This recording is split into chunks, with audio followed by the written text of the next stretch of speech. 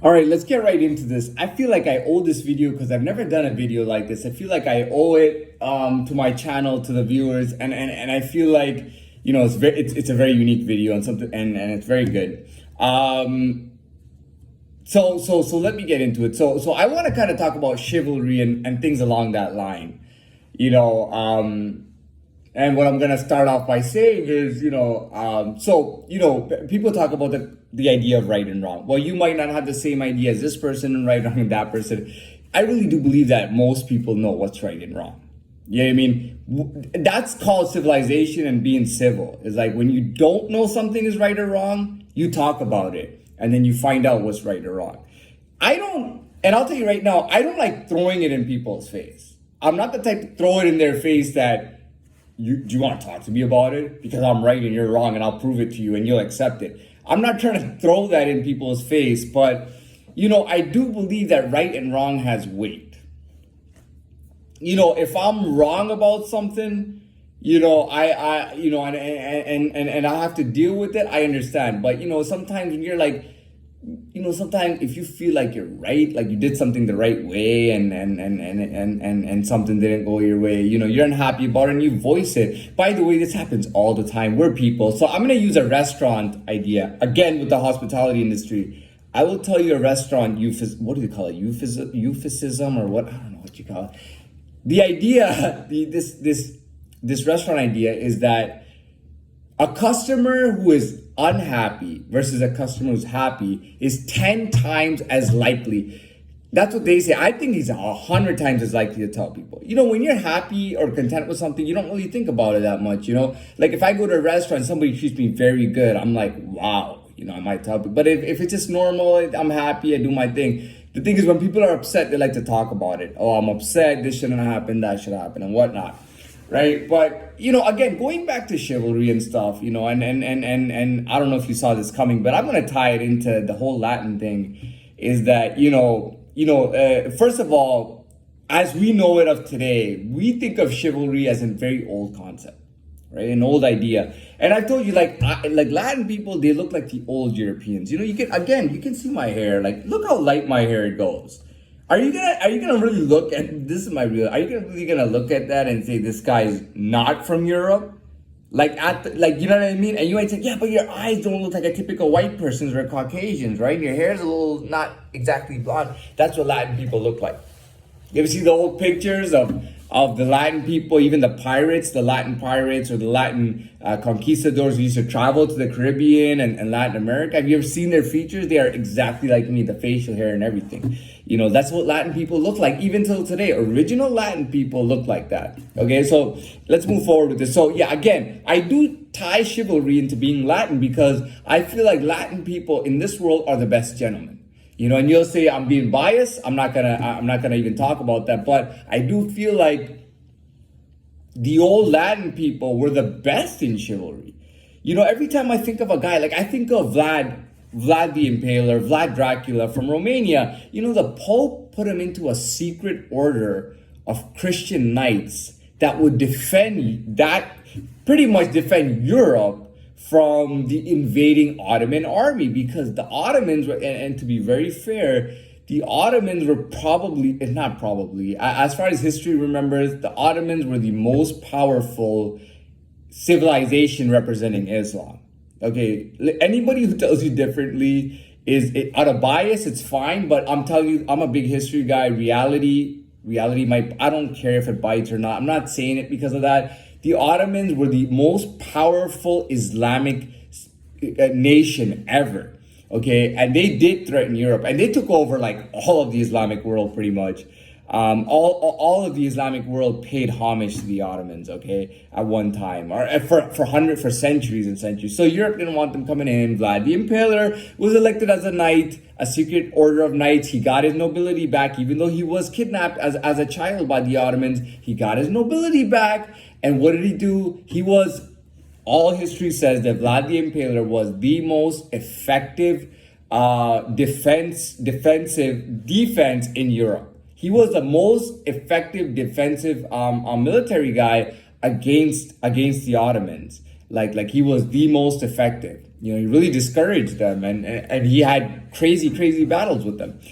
You know, but even Hernan Cortez and the Latin conquistadors, you know what's funny? Like, they're all these guys are villainized. Okay, think about it. Vlad the Impaler or Vlad Dracula led to this great folklore play by, I forgot, was it Bram Stoker, and it led to, till today, we got Twilight, we got Blade, we got Interview with a Vampire, we got shitloads of movies on vampire. People are crazy about that stuff, and you know Vlad the what was I getting at here? Yeah, so Vlad the Impaler is a villain. You know, yeah. When the old Christian empire and the old Latin Christian people, when they talk about Vlad, they honor him.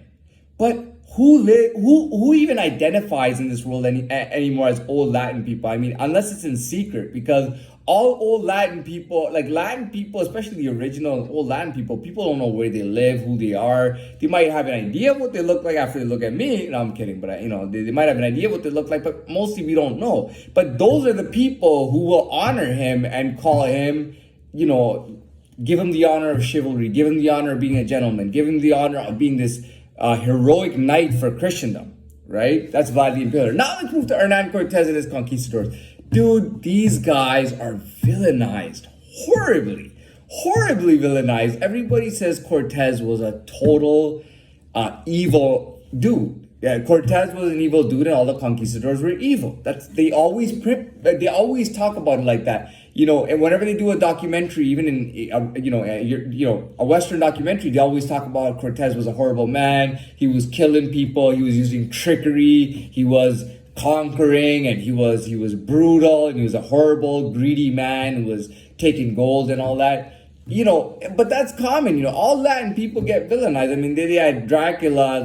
You know, Vlad is like immortalized as the most horrible villain ever, and Cortez and the conquistadors as well. Cortez and the conquistadors are horribly depicted. You know, when people remember them, oh, these were horrible, greedy people. You know, but to some people, when they read history of Cortez and the old conquistadors, they think they're heroes.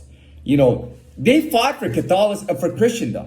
You know what I mean? They brought Christendom to Latin America. Latin America is predominantly Christian as of today, thanks to the conquistadors. You know, which I think is a good thing, because a lot of the indigenous, and now I don't have anything against it, but the indigenous population at that time, some of their major tribes and empires were sacrificing, you know, children and people, like quite often they would sacrifice them to the sun god or to different gods, you know, and you know, these guys were heroes, man. They not only did they bring that Christendom to that place, but dude, you can go around Toronto and Vancouver and Montreal.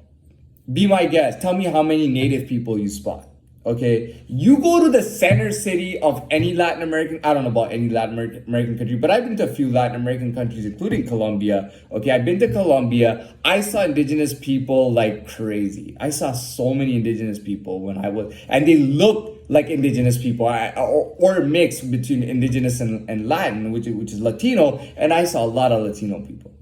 Okay, so, you know, for all these amazing British and French that came to North America and totally wiped out the native population, I would say Cortez and the conquistadors were doing something right if they saved all these lives. I'd say at least a third of the indigenous population is still alive, if not half of them. You know what I mean? So I think that's a great thing. And now that we're done with that, and moving forward, you know, with me as an example, you know, I don't think I've ever been really been a role model, but I was seen. I'll be honest with you. You know, throughout my years in school, I was seen as a very good kid. You know, people thought I was very. There's always people that hate you, but you know, some people thought I was a very good kid. You know, and I was a good kid, and I had very good ideals. I just, you know, I'd say upon hitting 18 years old. But it was as I was turning 18 that, you know, I started having, like, I never had these thoughts, but I was having thoughts of like, I wanted to drink alcohol. I wanted to get a hotel. I wanted to hang out in the hot tub of the hotel. I wanted to go to a nightclub. I wanted to drink. I wanted to go to the beaches. I wanted to go to big cities like Miami and LA and stuff. You know what I mean? I wanted to go to Ibiza, for example. You know what I mean? And those thoughts were never in my head. I was always a very good, clean kid, and I started having these thoughts as I was turning 18. When I told you on my 18th birthday, I went and got myself a Corona. You know what I mean? So I moved away from everything that I thought was a role model type of thing, and I was like, dude, like, I want to have fun and party, man, because I thought that was life. Like, dude, what's better than partying? I could have $1 billion and have the most boring life ever. I could go to university and have the most boring job ever, but what if I'm partying? I'll be having fun. And obviously, once I went through that phase, I was like, okay, I've partied enough. I want to move on to something else and something else and something else. You know what I mean? But but I just wanted to talk about some of that. Chivalry is not dead. But you hear that? That's another saying. Chivalry is dead. There's no gentleman. People don't treat girls like with respect. They don't do this. They don't do that. Everybody's doing this and doing that. And